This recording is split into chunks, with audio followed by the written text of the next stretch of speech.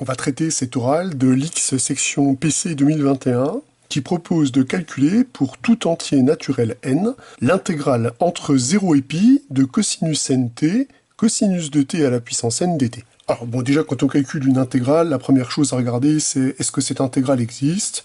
Ici, il est certain que l'intégrand est continu comme produit de fonctions continues sur le segment 0π, donc cette intégrale existe. Alors, on va maintenant passer au calcul. Je vais vous proposer un calcul de cette intégrale. Et pour ça, je vais passer au complexe. Donc, je vais associer à cette intégrale une autre intégrale, qui est l'intégrale entre 0 et pi de sinus nt, cosinus de t à la puissance n dt. Et je vais former la somme in plus i multiplié par jn, dans le but de faire apparaître ici exponentielle int, cosinus de t à la puissance n dt. En effet, on récupère sous l'intégrande cosinus t à la puissance n multiplié par cosinus nt plus i fois sinus nt, qui permet de reconstituer l'exponentielle d'imaginaire pur, exponentielle int. Si j'applique maintenant la formule d'Euler pour le cosinus, ce qui revient à écrire cosinus de t comme exponentielle it plus exponentielle moins it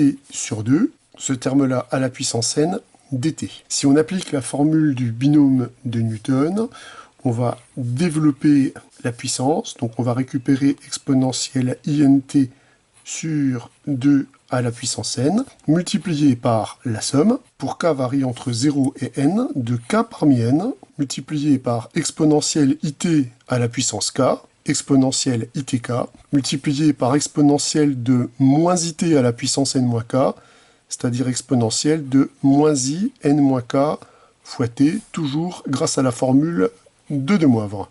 Alors là, on va faire plusieurs transformations. Déjà, le facteur 1 sur 2 à la puissance n, on peut le sortir de l'intégrale. Puis, on va récupérer donc l'intégrale entre 0 et pi de la somme pour k variant entre 0 et n de k parmi n, multiplié par... Alors, le exponentiel int, en développant la somme, je peux donc le rentrer à l'intérieur de la somme. On va récupérer exponentiel int fois exponentielle de moins int. Ceux-ci disparaissent.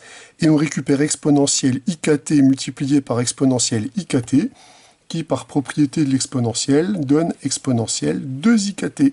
On peut maintenant utiliser la linéarité de l'intégrale. Comme la somme est finie, on récupère donc 1 sur 2 puissance n multiplié par la somme pour k variant entre 0 et n de k parmi n, multiplié par l'intégrale entre 0 et pi de exponentielle 2ikt dt. Donc le calcul de cette intégrale, on se ramène donc au calcul de cette exponentielle d'imaginaire pur. Donc là, on va faire le calcul à part. On peut déjà voir que si k est égal à 0, on intègre une fonction qui est constante, puisque exponentielle 2i fois 0 fois t, c'est la fonction constante égale à 1. Donc quand on intègre 1 entre 0 et pi, on obtient pi. Par contre, si k appartient à z, mais est différent de 0, l'intégrale entre 0 et pi de exponentielle de 2ikt dt est donc égale à... Alors, quand on intègre l'exponentielle, on va récupérer 1 sur 2ik exponentielle de 2ikt, pris entre 0 et pi. Or, comme exponentielle de 2ik pi est égale à 1 et exponentielle de 2i0 est égale à 1, la différence au numérateur est nulle, donc cette intégrale est nulle.